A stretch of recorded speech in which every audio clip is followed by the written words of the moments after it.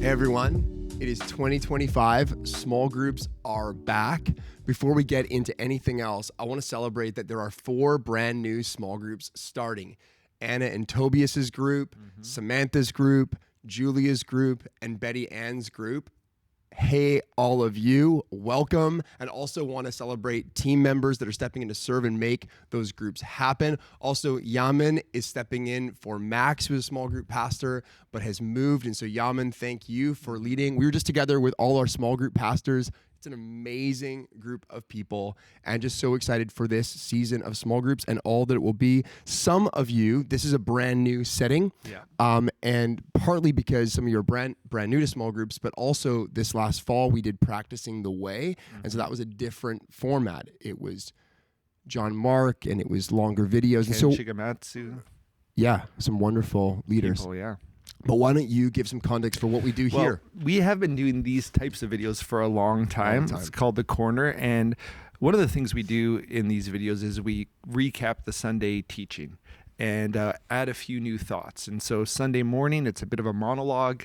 And in small groups, it becomes a dialogue, a conversation about how to live this stuff out in our day-to-day lives as a community. And so the hope is that this, sermon recap will facilitate and be a catalyst for conversation in our groups. The other thing we do is give fun updates, things that are significant for the life of our community, for all of you who are in small groups. And then we just have a good time. It's kind of a more relaxed type of format. It's relaxed. It's a lot of fun.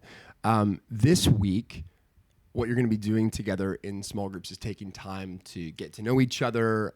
Some of you feel like it's brand new. You hardly know anyone in the room. And so we're going to do some just chill conversation, get to know each other. And then also we're going to take time. What's an example? You think of a question that they will ask each other to get to know each other. What's your favorite restaurant in Vancouver? That the amount of times I've been asked that at a way small group is what's something you could talk about for 10 minutes straight without stopping? That's a good one. Favorite books. Yeah. So we're going to do that. We're also going to take time to pray together. We're in 21 days of prayer. And so want to, create space in small groups to pray. But I thought it would be good for you to give a bit of a teaser because next week we're going to dive into a study in a book of the Bible again. Yeah. Okay, so we're going to start a series on the book of James, which is a New Testament letter or epistle. And James was Jesus's little brother. And during Jesus' ministry, James was a little bit skeptical. It says that in the Gospel of John. Even his own brothers didn't believe in him. But then James later becomes a leader of the church in Jerusalem. He's a pastor in the early church. He had a radical change of heart and mind because the resurrected Christ appeared to him. And James wrote this letter to Jewish Christians scattered throughout the Roman Empire, and we have it today in our New Testament. And it's a letter that is very gritty and down to earth and packed full of wisdom, very practical, and it really will launch us into very interesting conversations about what does it mean to follow Jesus in our day and age. And so I'm excited about that. It starts, like you were mentioning, first Sunday of February. It goes until June, and we're going to be releasing a devotional guide in the near future that also is like a companion to the book of James. Yeah, and so much of what we want small groups to be are environments where we can help one another grow in what it means to follow Jesus in our day-to-day lives.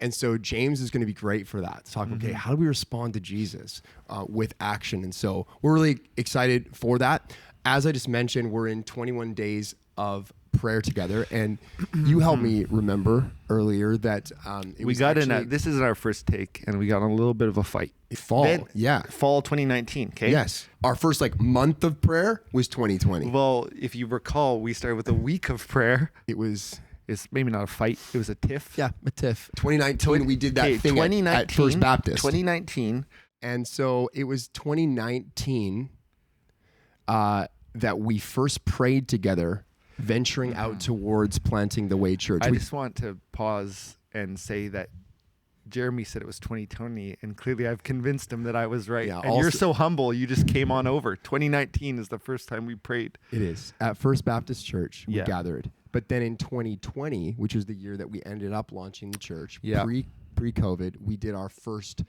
it was a week of prayer then. You're Yeah. helping me remember so much. Yeah. And we did prayer walks around the city. And so I've been reflecting this month as we're in 21 days of prayer, how many prayers God has answered that we prayed in those early days. It's amazing. And I think it's important to pause and recognize, yeah, it's God answering prayer, to take moments of watching and recognizing how faithful he's been.